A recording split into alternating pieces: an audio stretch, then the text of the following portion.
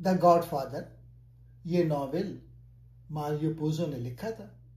इस नॉवेल का सबसे बड़ा मौजू खानदान है। कॉर्लियोनी खानदान में खानदान सिर्फ खून का रिश्ता नहीं बल्कि इज्जत, वफादारी, जिम्मेदारी। डॉन वीटो के नजदीक खानदान की हिफाजत सबसे अहम है, चाहे इसके लिए कानून तोड़ना पड़े। नॉवेल ये दिखाता है कि खानदान के नाम पर इंसान अच्छे और बुरे दोनों काम कर सकता है।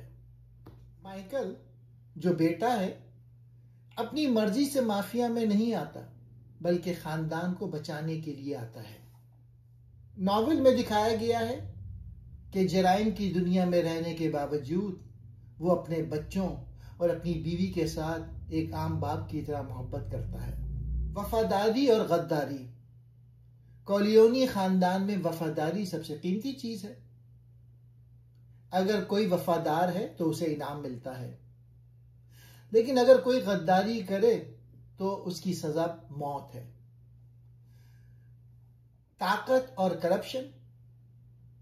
नॉवेल ये दिखाता है कि ताकत किस तरह इंसान को बदल देती है। माइकल शुरू में एक मासूम नौजवान था जो फौज में मुल्क की खिदमत करना चाहता था, लेकिन जब उसके हाथ में ताकत आई तो वो अपने बाप से भी ज्यादा बेरहम बन गया। ये थीम बताती है कि निजाम में इंसाफ ना मिलने पर लोग अपनी ताकत खुद बनाते हैं। अमेरिकी ख्वाब यानी अमेरिकन ड्रीम। मुसन्निफ ने यह दिखाने की कोशिश की है कि अमेरिका आने वाले तारिकीन वतन के लिए अमेरिकी ख्वाब कितना मुश्किल था। डॉन वीटो एक गरीब यतीम लड़के के तौर पर अमेरिका आया था। उसने देखा कि कानून सिर्फ अमीरों के लिए है, चुनांचे उसने अपनी सल्तनत खड़ी की ताकि वो और उसका खानदान किसी के गुलाम ना रहे। इंसाफ बमुकाबला कानून। नॉवेल के पहले मंजर ही में दिखाया गया है कि किरदार को अदालत से इंसाफ नहीं मिलता तो वो डॉन कॉर्लियोनी के पास आता है। ये नॉवेल का मरकजी ख्याल है। कानून और इंसाफ दो अलग चीजें हैं।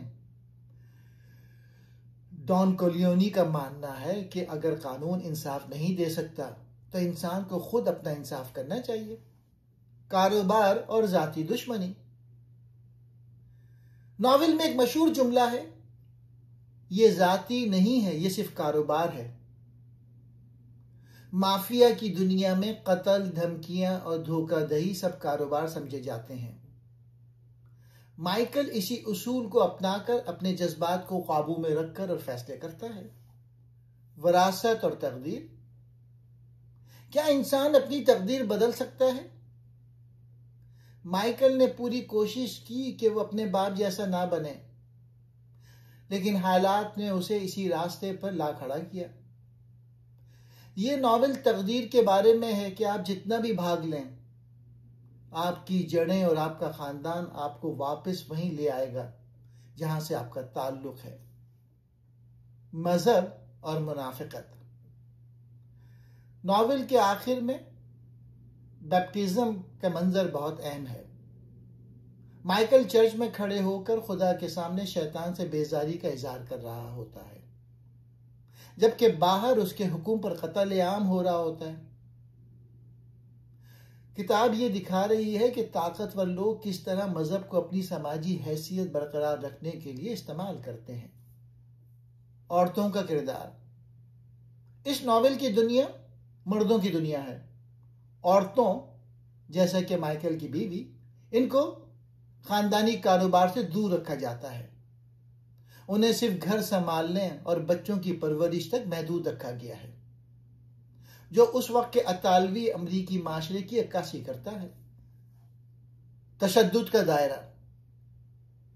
तशद्दुद कभी खत्म नहीं होता बल्कि एक नई जंग को जन्म देता है। डॉन कॉर्लियोनी ने अमन चाहा, लेकिन माइकल को अपनी ताकत बचाने के लिए मजीद खून बहाना पड़ा। यह थीम बताती है कि जराइम की दुनिया में कदम रखने के बाद वापसी का कोई रास्ता नहीं होता, सिर्फ एक दायरा होता है जो चलता रहता है। दी गॉडफादर सिर्फ गैंगस्टर की कहानी नहीं है, बल्कि ये इंसानी रिश्तों, समाजी नाइंसाफी और उस कीमत के बारे में है जो एक इंसान को अपनी बका के लिए चुकानी पड़ती है।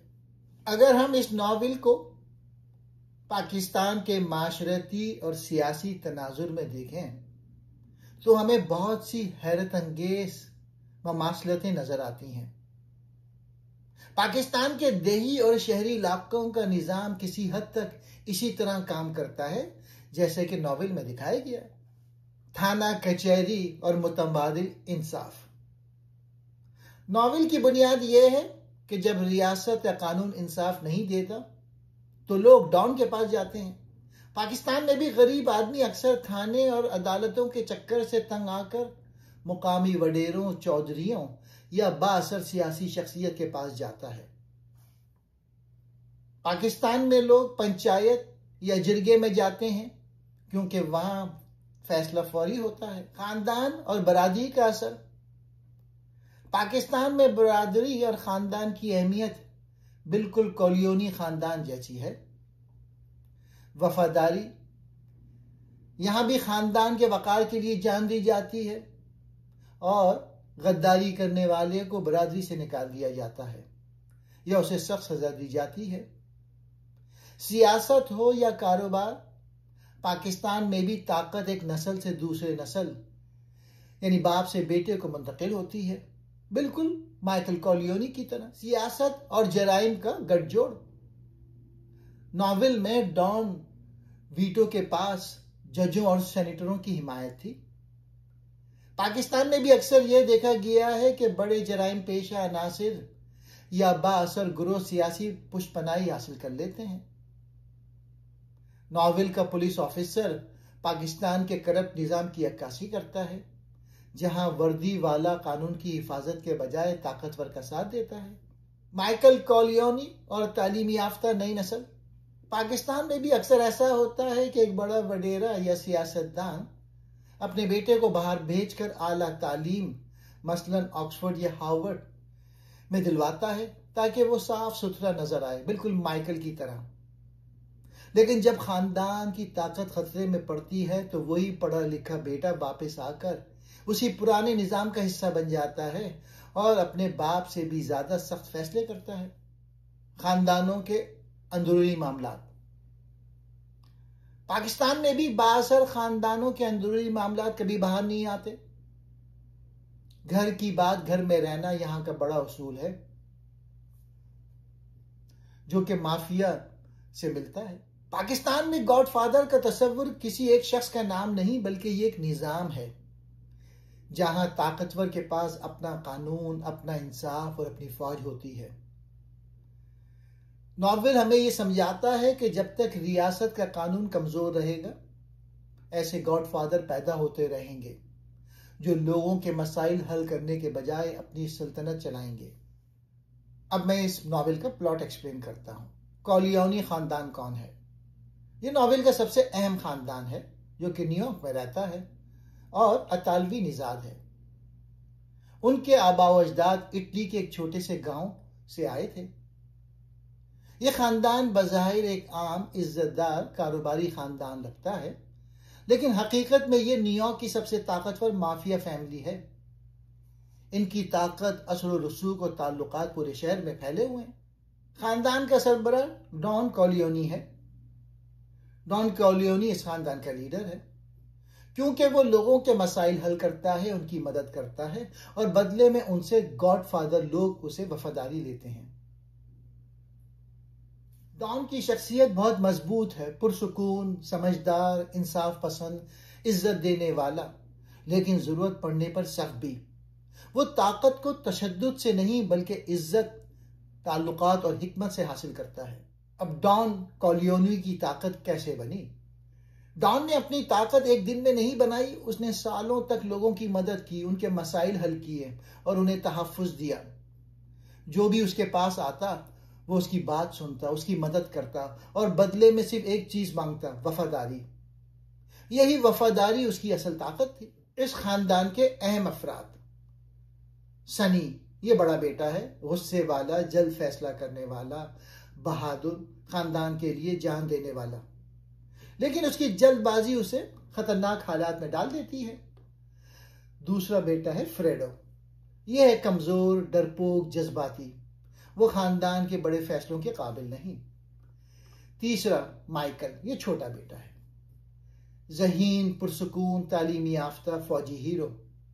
शुरू में वो खानदान के गैर कानूनी कामों से दूर रहता है। कोनी, यह है बेटी, खानदान की लाडली। इसकी शादी कार्लो से होती है। टॉम हैगन, ये गोद लिया हुआ बेटा, खानदान का मुशीर, बहुत समझदार, कानूनी मामलात का माहिर। अब इस खानदान की इक़दार या वैल्यूज, कुछ उसूल हैं। खानदान सबसे पहले, इज्जत सबसे अहम है, गद्दारी की सजा मौत, दोस्तों की मदद करना जरूरी है, बच्चों और औरतों पर जुल्म बर्दाश्त नहीं होता। ये उसूल उन्हें दूसरे माफिया खानदान से मुख्तलिफ बनाता है। अब शादी का दिन, ताकत का पहला मंजर। नॉवेल का आगाज कोनी की शादी से होता है। किसी की दरख्वास्त रद्द नहीं होती। शादी के दिन लोग उसके पास आते हैं, कोई इंसाफ मांगता है, कोई मदद, कोई तहफ़्फ़ुज़, कोई बदला। डॉन सबकी बात सुनता है और फैसला करता है। यह मंजर दिखाता है कि उसकी ताकत सिर्फ जुर्म पर नहीं बल्कि लोगों के दिलों में उसकी जगह पर भी कायम है। खानदान के कारोबार की नौइयत।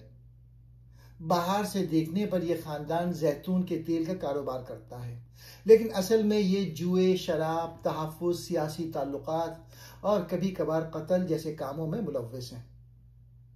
लेकिन डॉन के उसूल हैं, वो मंशियात के कारोबार से दूर रहता है क्योंकि उसे ये गैर इखलाकी लगता है। खानदान की ताकत और दुश्मनियां। कॉलियोनी खानदान की ताकत बहुत ज्यादा है, लेकिन उसके दुश्मन भी बहुत हैं। दूसरे माफिया खानदान उनकी ताकत से जलते हैं, उनके कारोबार पर कब्जा करना चाहते हैं, उनके फैसलों से इख्तलाफ रखते हैं। ये दुश्मनियां आगे चलकर बड़े वाकयात को जन्म देती हैं। अब शादी का माहौल है, खुशी और खौफ का मिला जुला रंग है। शादी में मौसीकी चल रही है, मेहमान नाच रहे हैं, खाने की खुशबू फैली हुई है, खानदान वाले खुश हैं, हर तरफ जश्न का माहौल है। लेकिन इस खुशी के पीछे खामोश खौफ भी है और हर कोई जानता है कि ये आम खानदान नहीं, ये कॉलियोनी फैमिली है। गॉडफादर यहाँ हर मेहमान से अच्छी तरह से शख्स अपनी बेटी के साथ होने वाली ज्यादती का इंसाफ मांगने आया है। उसकी बेटी पर हमला हुआ, हमला करने वाला अमीर लड़के थे, अदालत ने उन्हें छोड़ दिया और वो आदमी बेबस हो गया है। उसकी बात सुनता है और गॉडफादर कहता है, तुमने मेरे पास पहले क्यों नहीं आए? यहां गॉडफादर की इज्जत और उसूल सामने आते हैं। दूसरी दरख्वास्त, नाजुक मामला। गॉडफादर के पास एक गुलूकार आता है। वो एक फिल्म में किरदार करना चाहता है, लेकिन फिल्म का प्रोड्यूसर उसे लेने से इनकार करता है। गॉडफादर उसे तसल्ली देता है, मैं उसे ऐसा ऑफर दूंगा जिसे वो रद्द नहीं कर सकेगा। ये जुमला नॉवेल की सबसे मशहूर लाइनों में से एक है। हम यहां देखते हैं कि गॉडफादर सिर्फ ताकतवर नहीं बल्कि असर और रसूख रखने वाला शख्स है। गॉडफादर यानी डॉन का अंदाज नरम भी सख्त भी। उसकी शख्सियत दो हिस्सों में बटी हुई है। नरम पहलू, लोगों की मदद करना, इंसाफ देना, इज्जत से पेश आना, खानदान से मोहब्बत करना। सख्त पहलू, दुश्मनों को माफ नहीं करता, गद्दारी बर्दाश्त नहीं करता, जरूरत पड़ने पर तशद्दुद भी करता है, ताकत को बरकरार रखने के लिए सख्त फैसले करता है। शादी के दिन दोनों पहलू नजर आते हैं। शादी में सियासत, ताल्लुकात की ताकत। शादी में कई अहम लोग आते हैं, सियासतदान, पुलिस ऑफिसर, कारोबारी लोग, दूसरे खानदानों के नुमाइंदे। ये मंजर दिखाता है कि कॉलियोनी खानदान सिर्फ जुर्म की दुनिया में नहीं बल्कि सियासत और कारोबार में भी मजबूत है। माइकल का तारुफ, खानदान से दूर एक किरदार। शादी में माइकल अपनी गर्लफ्रेंड के साथ आता है, वो उसे अपने खानदान से मुतारिफ कराता है। माइकल कहता है, ये मेरा खानदान है लेकिन मैं ऐसा नहीं हूं। ये जुमला बहुत अहम है क्योंकि माइकल खानदान के कामों से दूर है। वो एक शरीफ, तालीमी याफ्ता नौजवान है, वो फौजी हीरो है। वो गॉडफादर की दुनिया का हिस्सा नहीं बनना चाहता, लेकिन आगे चल के माइकल ही गॉडफादर बनेगा। मंशियात का कारोबार और पहली दुश्मनी। कहानी का नया मोड़, एक खतरनाक पेशकश। शादी के बाद कहानी एक नए रुख पे जाती है। न्यूयॉर्क में एक नया शख्स ताकत हासिल करना चाहता है। सुलेजो मंशियात का बड़ा कारोबार शुरू करना चाहता है और उसे उसके लिए एक ताकतवर खानदान की जरूरत है। उसे मालूम है कि न्यूयॉर्क में सबसे मजबूत खानदान कॉर्लियोनी फैमिली है, इसीलिए वो सीधा गॉडफादर डॉन के पास आता है। सुलेजो कौन है? सुलेजो एक चालाक, जहीन और खतरनाक आदमी है। उसे लोग दी टर्क कहते हैं क्योंकि वो मंशियात के कारोबार में माहिर है। उसकी खुसूसियात, बातों में मीठा, वादा करने वाला, लेकिन अंदर से बेरहम, सिर्फ पैसे और ताकत का भूखा। वो जानता है कि अगर कॉर्लियोनी खानदान उसके साथ शामिल हो जाए तो उसका कारोबार पूरे अमेरिका में फैल सकता है। सुलेजो की पेशकश, एक बड़ा लालच। वो गॉडफादर को एक बड़ी पेशकश करता है। वो कहता है कि मंशियात का कारोबार मुस्तकबिल है, इसमें बहुत पैसा है। वो गॉडफादर से सरमायाकारी चाहता है और चाहता है गॉडफादर अपने सियासी ताल्लुकात इस्तेमाल करे ताकि पुलिस और हुकूमत इस कारोबार को नजरअंदाज करे। ये पेशकश बहुत बड़ी है लेकिन बहुत खतरनाक भी। गॉडफादर यानी डॉन का इनकार, उसूलों की जीत। गॉडफादर सुलेजो की बात गौर से सुनता है। वो जानता है कि यह कारोबार बहुत मुनाफा बख्श है, लेकिन वो इसे कबूल नहीं कर सकता। इसके इनकार की वजह, मंशियात का कारोबार बहुत गंदा है, इससे खानदान की इज्जत खराब होगी, सियासतदान और जज इससे नाराज हो जाएंगे, ये कारोबार खानदान को खतरे में डाल देगा। गॉडफादर कहता है, मैं अपने दोस्तों को इस गंदे कारोबार में शामिल नहीं कर सकता।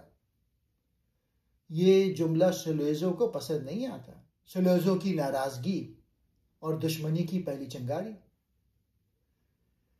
गॉडफादर के इनकार से सुलेजो नाराज हो जाता है।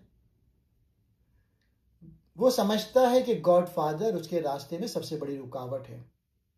वो फैसला करता है कि गॉडफादर को रास्ते से हटाना जरूरी है, वरना उसका कारोबार कभी कामयाब नहीं होगा और दूसरे खानदान भी उसके साथ नहीं आएंगे। यहां से दुश्मनी शुरू होती है। खानदान के अंदर इख्तिलाफ, सनी की गलती। सनी, जो कि गॉडफादर का बेटा है, वो ये बातें सुन रहा था। सनी जज्बाती और वो मंशियात के कारोबार में दिलचस्पी जाहिर कर देता है। ये एक बहुत बड़ी गलती है। गॉडफादर सनी को डांटता है, कभी दुश्मन को ये ना बताओ कि तुम क्या सोच रहे हो। सनी की ये गलती सुलेजो को उम्मीद देती है कि शायद खानदान में दरार डाली जा सकती है। कातिलाना हमला, दुश्मनी खुलकर सामने आती है। सुलेजो गॉडफादर को रास्ते से हटाने का फैसला करता है। एक दिन जब गॉडफादर बाजार में फल खरीद रहा होता है, सुलेजो के आदमी उस पर हमला कर देते हैं। गोलियां चलती हैं। गॉडफादर यानी डॉन जख्मी होकर गिर जाता है। उसका बॉडीगार्ड भी जख्मी होता है। लोग चीखने लगते हैं, पूरा शहर हिल जाता है। यह नॉवेल का पहला बड़ा झटका है। खानदान में हलचल, खौफ और गुस्सा। गॉडफादर के जख्मी होने की खबर पूरे खानदान तक पहुंचती है। हर कोई परेशान हो जाता है। सनी गुस्से में पागल हो जाता है। टॉम हैगन सूरत हाल संभालने की कोशिश करता है। फरेडो खौफ से कांपने लगता है। माइकल, जो खानदान से दूर था, फौरन घर पहुंच जाता है। यह हमला खानदान को एक नए दौर में धकेल देता है। माइकल की वापसी, एक खामोश तब्दीली। माइकल हमेशा कहता था, मैं अपने खानदान जैसा नहीं हूं, लेकिन जब वो अपने बाप को अस्पताल में जख्मी देखता है, उसके अंदर कुछ बदल जाता है। वो पुरसुकून रहता है, हालात का जायजा लेता है, दुश्मनों की चाल समझता है और खानदान के साथ खड़ा हो जाता है। ये वो लम्हा है जब माइकल पहली बार खानदान की दुनिया में कदम रखता है। अस्पताल का मंजर। गॉडफादर पे हमले के बाद माइकल फौरन अस्पताल पहुंचता है। वो देखता है कि अस्पताल में कोई पुलिस नहीं, बाप के कमरे में के बाहर कोई मुहाफिज नहीं, नर्सें खौफजदा हैं, माहौल में खतरे की बू है। माइकल फौरन समझ जाता है कि दुश्मन दोबारा हमला करने वाला है। यह लम्हा उसके अंदर एक नई जिम्मेदारी जगाता है। माइकल का पहला फैसला बाप की हिफाजत। माइकल नर्सों की मदद से अपने बाप को दूसरे कमरे में मुंतकिल करता है। वो बाहर खड़ा होकर दुश्मनों को डराने के लिए एक बहादुराना हरकत करता है।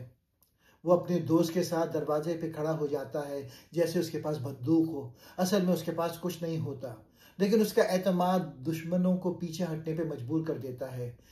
ये माइकल की पहली माफिया जैसी हरकत है।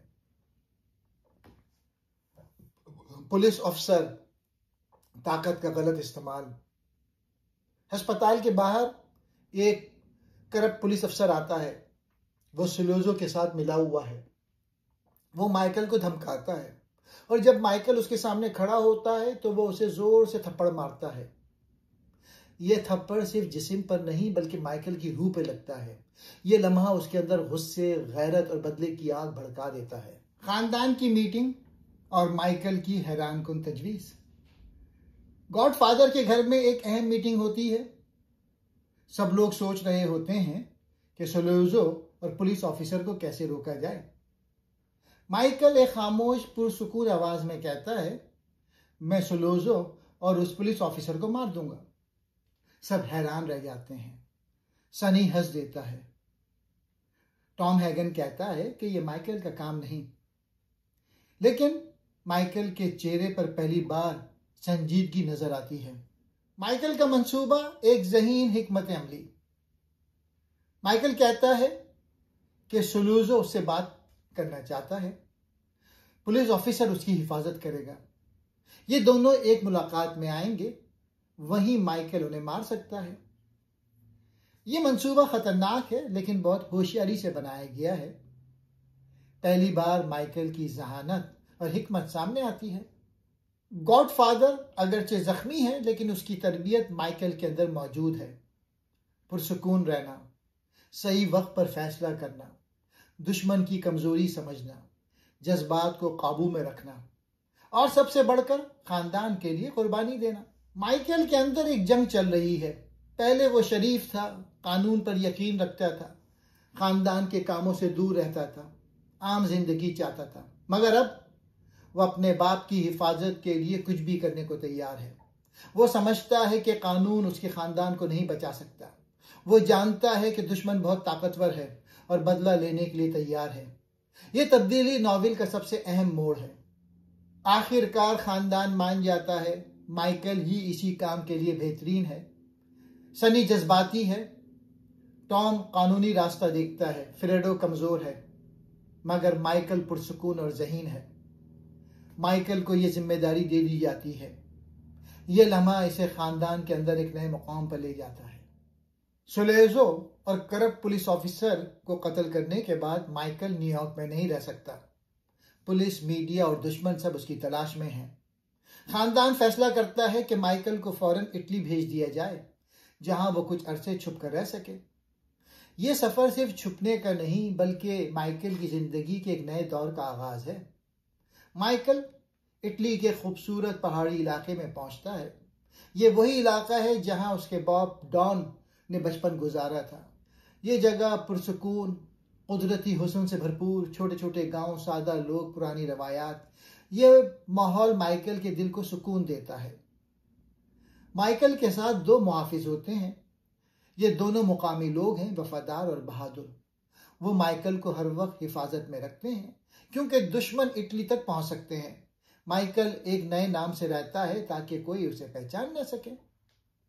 न्यूयॉर्क की तेज रफ्तार खतरनाक जिंदगी के मुकाबले में इटली की जिंदगी बहुत मुख्तलिफ है। यहाँ सुबह खामोश, शामें ठंडी, लोग सादा, खाना देसी, जिंदगी आहिस्ता, खतरा कम। माइकल पहली बार महसूस करता है कि शायद वो यहाँ एक नई जिंदगी शुरू कर सकता है। एक दिन माइकल अपने मुहाफिजों के साथ गांव में घूम रहा था।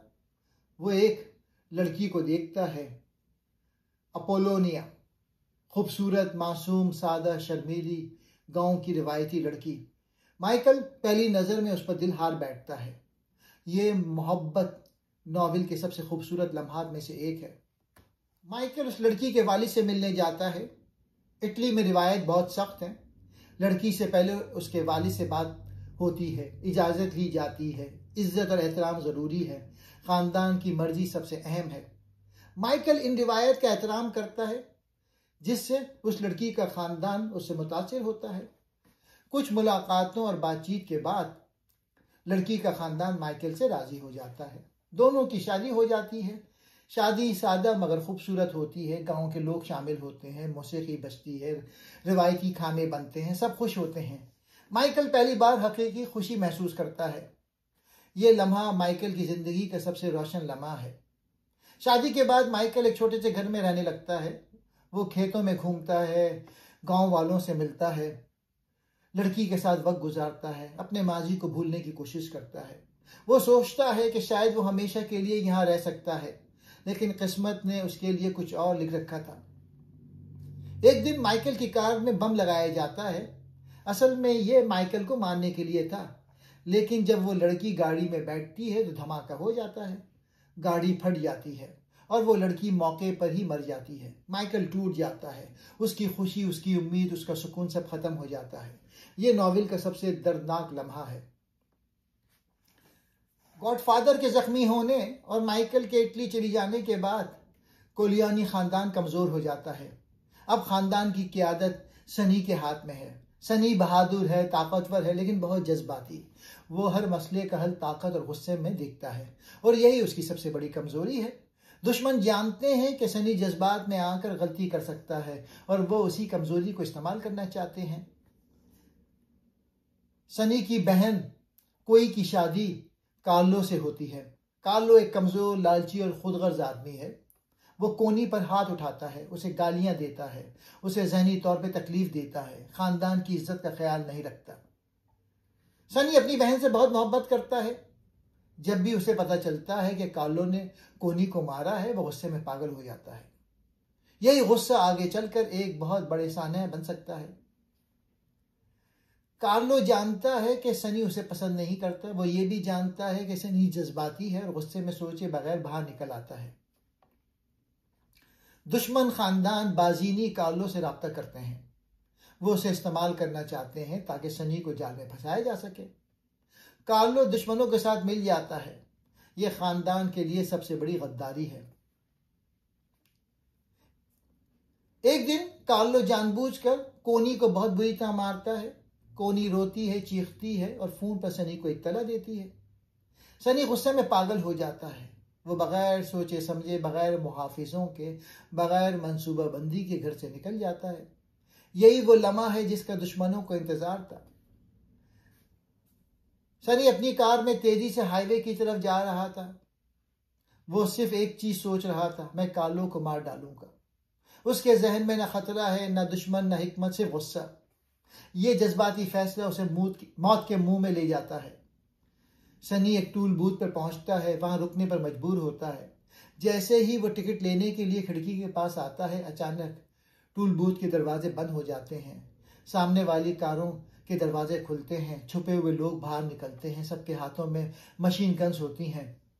सनी समझ जाता है कि वो जाल में फंस चुका है। एक लम्हे में गोलियां चलना शुरू हो जाती हैं। गोलियां सनी की कार पे बरसने लगती हैं। शीशा टूट जाता है। सनी के जिस्म में दर्जनों गोलियां लगती हैं। वो बाहर निकलने की कोशिश करता है, लेकिन दुश्मन उसे मौका नहीं देते। सनी बहादुर था, लेकिन उस दिन वो बेबस था। ये नॉवेल का सबसे सदमाखेज मंजर है। सनी की मौत की खबर घर पहुंचती है। कोनी बेहोश हो जाती है। टॉम हैगन खामोश हो जाता है। फ्रेडो खौफजदा हो जाता है, और सबसे बढ़कर डॉन का दिल टूट जाता है। वो कहता है, कोई बाप अपने बेटे को दफन नहीं करना चाहता। यह जुमला नॉवेल के सबसे दर्दनाक जुमलों में से एक है। सनी की मौत के बाद खानदान की ताकत कमजोर हो जाती है। दुश्मन मजबूत हो जाते हैं। खानदान में खौफ फैल जाता है। कारोबार मुतासिर होता है। खानदान को एक नए लीडर की जरूरत महसूस होती है। ये वो लम्हा है जब सबकी नजरें माइकल की तरफ उठती हैं, जो अभी इटली में है। सनी की मौत के बाद दुश्मन खानदान बाजीनी ताकतवर हो गया है। कार्लो की गद्दारी सामने आ चुकी है। टॉम हैगन परेशान है, फेरेडो कमजोर है, माइकल इटली में है, कारोबार बिखर रहा है, खानदान खौफ में जी रहा है। डॉन वीटो समझ जाता है कि अगर उसने जल्द कदम ना उठाया तो खानदान तबाह हो जाएगा। डॉन वीटो जानता है कि सनी की मौत का बदला अभी नहीं लिया जा सकता। खानदान कमजोर है, दुश्मन ज्यादा है, मजीद जंग खानदान को खत्म कर देगी। इसलिए वो एक हैरानकुन फैसला करता है। वो दुश्मन खानदानों के साथ अमन का मुआहदा करेगा। यह फैसला जज्बात से नहीं, हिकमत से किया जाता है। डॉन वीटो तमाम बड़े माफिया खानदानों के सरबराहों को एक मीटिंग के लिए बुलाता है। यह मीटिंग एक बड़े हाल में होती है। सब खानदानों के लीडर मौजूद होते हैं। माहौल में तनाव होता है। हर कोई सनी की मौत के बाद कॉलोनी खानदान की कमजोरी देखना चाहता है। लेकिन जब डॉन वीटो दाखिल होता है तो सब खामोश हो जाते हैं। उसकी शख्सियत अब भी सब पे भारी है। डॉन वीटो सबके सामने खड़ा होता है और कहता है, मैं जंग नहीं चाहता, मैं अपने खानदान की हिफाजत चाहता हूँ, मैं अमन चाहता हूँ ताकि मजीद खून खराबा ना हो। वो सनी की मौत का जिक्र करता है लेकिन बदला लेने की बात नहीं करता। उसकी आवाज में दर्द भी है और ताकत भी। ये तकरीर सबको मुतासिर करती है। दुश्मन खानदान बज़ाहिर अमन के लिए तैयार हो जाते हैं, लेकिन उनके दिल में कुछ और होता है। वो सोचते हैं कॉलियोनी खानदान कमजोर है, डॉन वीटो बूढ़ा और जख्मी है, माइकल गायब है, ये अमन सिर्फ वक्ती है, असल ताकत अब बाजीनी के पास है। लेकिन वो एक बात भूल जाते हैं, डॉन वीटो कभी बगैर मंसूबाबंदी के कदम नहीं उठाता। डॉन वीटो जानता है कि ये अमन हमेशा नहीं रहेगा। दुश्मन दोबारा हमला करेगा। खानदान को एक नए लीडर की जरूरत है। वो खामोशी से एक मंसूबा बनाता है, गॉडफादर माइकल को वापस लाना, और उसे मुस्तकबिल का गॉडफादर बनाता है। वो टॉम हैगन से कहता है, माइकल ही खानदान का मुस्तकबिल है। ये फैसला नॉवेल की सिमत बदल देता है। अमन के मुआहदे से कोलियोनी खानदान को कई फायदे होते हैं। दुश्मन हमला नहीं करता, कारोबार दोबारा चलने लगता है, खानदान को सांस लेने का मौका मिलता है, डॉन वीटो को माइकल की वापसी का वक्त मिल जाता है, खानदान दोबारा मुनज़्ज़म होने लगता है। ये अमन असल में वक्त खरीदने का तरीका है, एक बहुत ज़हीन हिकमत अमली। इटली में उस लड़की की मौत के बाद माइकल अंदर से टूट चुका होता है।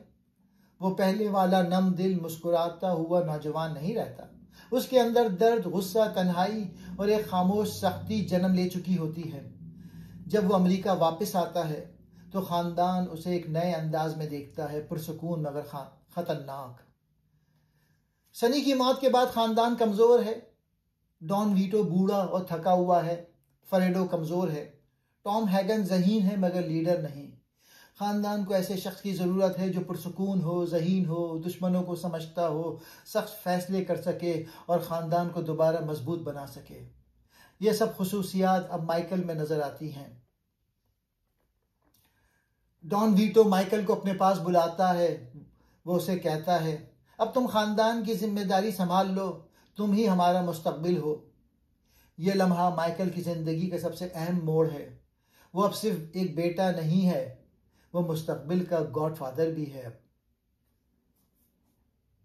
माइकल क़यादत संभालते ही चंद अहम तब्दीलियां करता है। वो खानदान के कारोबार को मुनज़्ज़म करता है, दुश्मनों की चालों को समझता है, खानदान के अंदरूनी गद्दारों पर नजर रखता है, अपने भाई फेरेडो को दूर रखता है, टॉम हैगन को कानूनी मुशीर के तौर पर बरकरार रखता है। वो हर कदम सोच समझ कर उठाता है, बिल्कुल अपने बाप की तरह, मगर उससे भी ज्यादा सख्ती के साथ।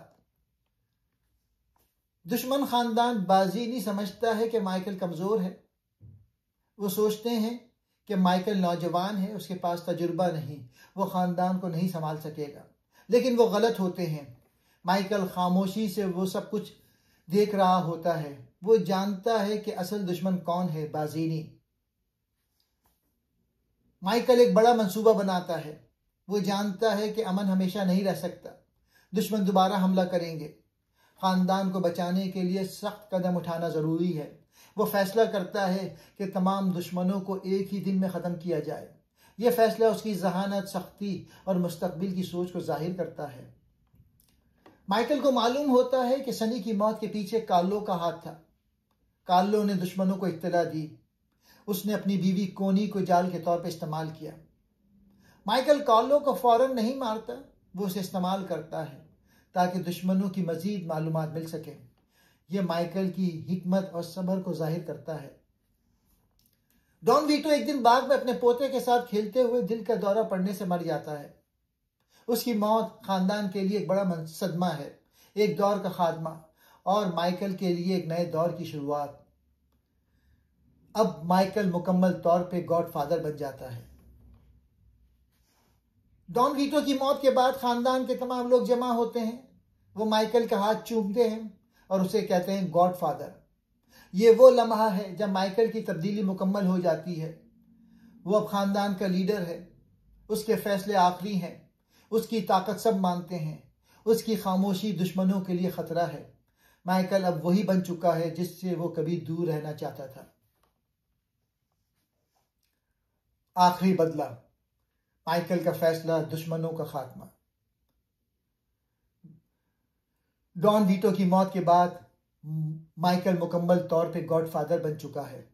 वो जानता है कि दुश्मन अब भी जिंदा है, खानदान अभी भी खतरे में है, अमन सिर्फ एक दिखावा था, असल जंग अभी बाकी है।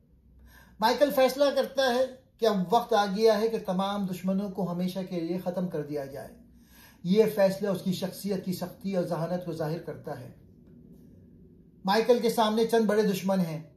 बाजीनी असल मास्टरमाइंड, तातालिया खानदान, बाजीनी के साथी, फिलिपिस गद्दार, स्ट्रेची दुश्मन खानदान का लीडर, कार्लो रेजी सनी की मौत का जिम्मेदार। माइकल जानता है कि जब तक ये सब जिंदा हैं, कार्लोनी खानदान महफूज नहीं। माइकल एक हैरानकुन मंसूबा बनाता है, तमाम दुश्मनों को एक ही दिन एक ही वक्त में मार दिया जाए। यह हिकमत अमली दुश्मन को हैरान कर देगी, खानदान को मजबूत करेगी, माइकल की ताकत को साबित करेगी और मुस्तकबिल के खतरात खत्म कर देगी। यह नॉवेल का सबसे ज़हीन और खतरनाक मंसूबा है। माइकल अपनी बहन कोनी के बेटे के बैप्टिज्म में शामिल होता है। यह एक मजहबी तकरीब है जहां चर्च में खामोशी है, पादरी दुआ कर रहा है, मोमबत्तियां जल रही हैं। माइकल बच्चे का गोद गॉडफादर बनता है। यह मंजर बहुत अलामती है, एक तरफ मजहब, दूसरी तरफ कत्ल। चर्च में पादरी माइकल से पूछता है, क्या तुम शैतान से नफरत करते हो? क्या तुम बुराई से दूर रहोगे? माइकल पुरसकून आवाज में कहता है, हाँ मैं नफरत करता हूं, हाँ मैं दूर रहूंगा। लेकिन उसी लम्हे उसके आदमी दुश्मनों को मारने निकल चुके होते हैं।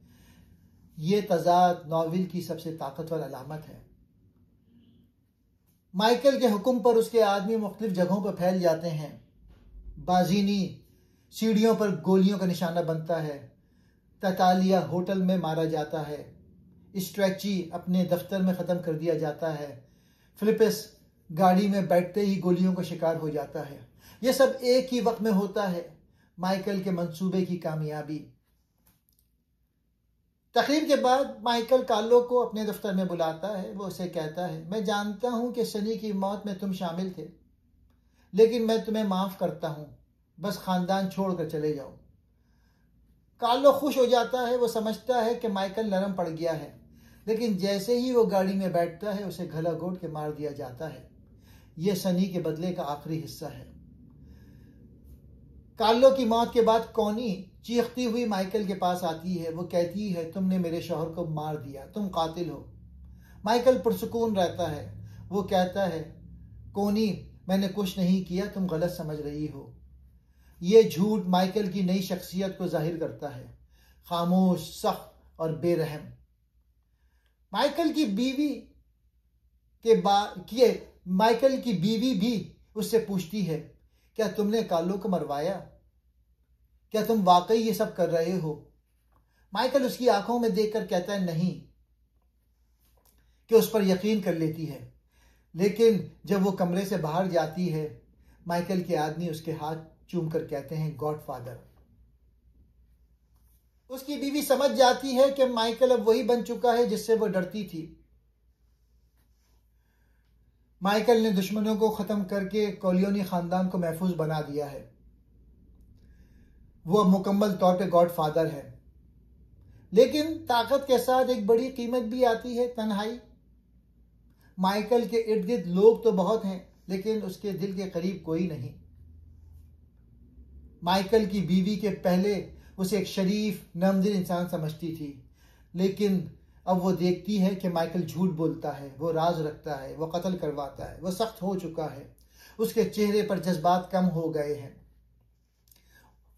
उसकी बीवी के दिल में माइकल के लिए मोहब्बत के साथ साथ खौफ भी पैदा होता है।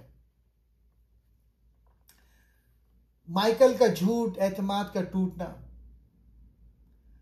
माइकल की बीवी जब पूछती है, क्या तुमने कार्लो को मरवाया? माइकल झूठ बोलता है, नहीं। ये झूठ सिर्फ एक जुमला नहीं, ये उन दोनों के दरमियान एतमाद की दीवार को तोड़ देता है। गॉडफादर बनना आसान नहीं। माइकल को खानदान की हिफाजत, कारोबार की निगरानी, दुश्मनों पर नजर, सियासतदानों से ताल्लुकात, गद्दारों की तलाश, मुस्तकबिल की मंसूबाबंदी, सब कुछ खुद करना पड़ता है। ये जिम्मेदारियां उसे अंदर से थका देती हैं, लेकिन वो किसी को कुछ नहीं बताता। माइकल समझता है कि वो कभी आम जिंदगी नहीं जी सकेगा, वो कभी सुकून नहीं पा सकेगा, वो कभी अपने खानदान के साथ नॉर्मल वक्त नहीं गुजार सकेगा। उसकी जिंदगी हमेशा खतरे में रहेगी। वो जानता है कि उसने एक ऐसा रास्ता चुन लिया है जिससे वापसी मुमकिन नहीं।